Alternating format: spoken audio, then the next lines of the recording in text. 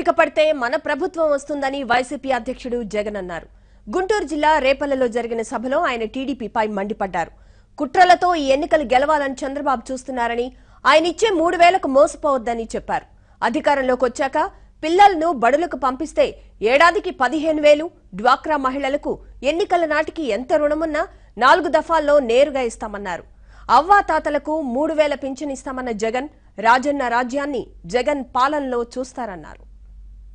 దొంగ ఓట్లు ఎక్కించడం, మంచి పాలన ఆయన చేయలేక చివరికి ఆయన చేస్తున్నది ఏమిటి అంటే రోజుకొక అబద్ధం, రోజుకొక మోసం చేస్తా ఉన్నాడు. రాబోయే రోజుల్లో ఈయన ఏం చేస్తారో తెలుసా? ఆ మోసాలను, ఆ అబద్ధాలను కొనసాగింపు చర్యగా ఏం చేస్తారో తెలుసా? రాబోయే రోజుల్లో మూటలు మూటలు మన గ్రామాలకు డబ్బు పంపిస్తాడు. పంపించి ఏం చేస్తాడో తెలుసా? ప్రతి చేతిలోనూ 3,000 రూపాయలు డబ్బు పెడతాడు.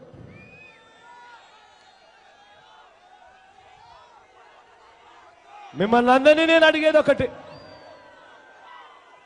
మీ గ్రామాలకు మీరు వెళ్ళినప్పుడు,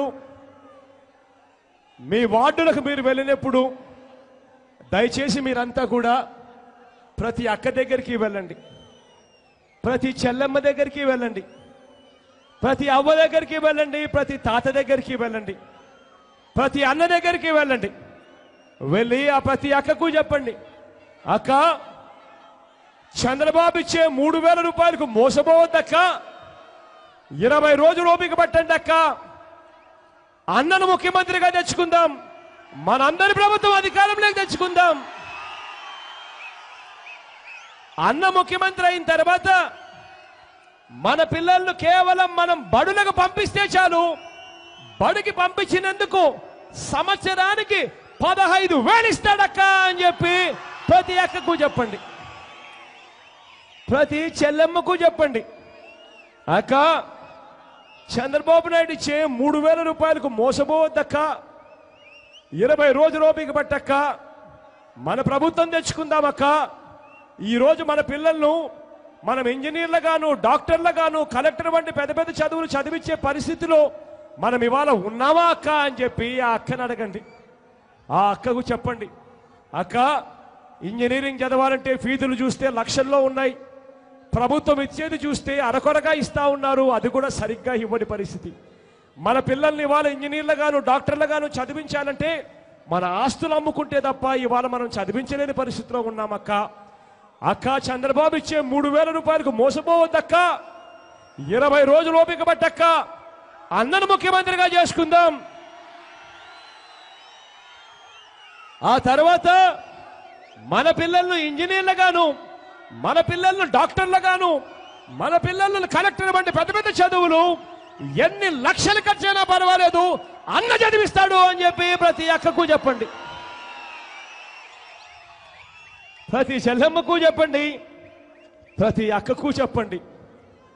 ఎస్టీలుగా ఉంటూ, బీసీలుగా ఉంటూ, ఎస్సీలుగా ఉంటూ, మైనారిటీలుగా ఉంటూ పేదరికంలో అలమటిస్తా ఉన్న ఆ ప్రతి అక్కకు చెప్పండి. 45 ఏళ్ల వయసు నుంచి 60 ఏళ్ల వయసులో ఉన్న ఆ ప్రతి అక్కకు చెప్పండి, అక్క చంద్రబాబు ఇచ్చే 3,000 రూపాయలకు మోసపోవద్దక్క, 20 రోజులు ఓపిక పట్టండి అక్క, అన్నను ముఖ్యమంత్రిగా చేసుకుందాం. ఆ తర్వాత అన్న వైఎస్ఆర్ చేయూత అన్న పథకాన్ని తీసుకొస్తా ఉన్నాడక్క. 45 ఏళ్ల వయసు నిండిన ప్రతి అక్క చేతిలోనూ 75,000 రూపాయలు పెడతాడు అన్న చేతిలో 4 దఫాలుగా అని చెప్పి ప్రతి అక్కకు చెప్పండి, ప్రతి చెల్లెమ్మకు చెప్పండి, పొదుపు సంఘాల్లో ఉన్న ప్రతి అక్కకు చెప్పండి, పొదుపు సంఘాల్లో ఉన్న ప్రతి చెల్లెమ్మకు చెప్పండి, అక్క 5 సంవత్సరాలు చంద్రబాబు నాయుడు గారిని నమ్మాం, రుణాలు మాఫీ చేస్తాను అన్నాడు, మోసం చేశాడు. 0 వడ్డీకే ఇచ్చే రుణాలన్నీ కూడా ఇవాళ 0 వడ్డీకి రాకుండా పోయాయి. బ్యాంకుల వాళ్ళు మనకు రుణాలు ఇవ్వడం మానేస్తా ఉన్న పరిస్థితి కనిపిస్తా ఉంది. అక్క మన పరిస్థితి మారాలక్క, చంద్రబాబు ఇచ్చే 3,000 రూపాయలకు మోసపోవద్దక్క, 20 రోజులు ఓపిక పట్టక్క, అన్నను ముఖ్యమంత్రిగా చేసుకుందాం. అన్న ముఖ్యమంత్రి అయిన తర్వాత పొదుపు సంఘాల్లో ఉన్న ప్రతి అక్కకు, ప్రతి చెల్లెమ్మకు ఎన్నికల తేదీ వరకు ఎంతైతే వాళ్ళకు రుణాలుంటాయో ఆ మొత్తం రుణాలన్నీ కూడా 4 దఫాలుగా నేరుగా వారి చేతికే ఇస్తాడన్నా అని చెప్పి ప్రతి అక్కకు చెప్పండి. ప్రతి అక్కకు చెప్పండి, ప్రతి చెల్లెమ్మకు చెప్పండి.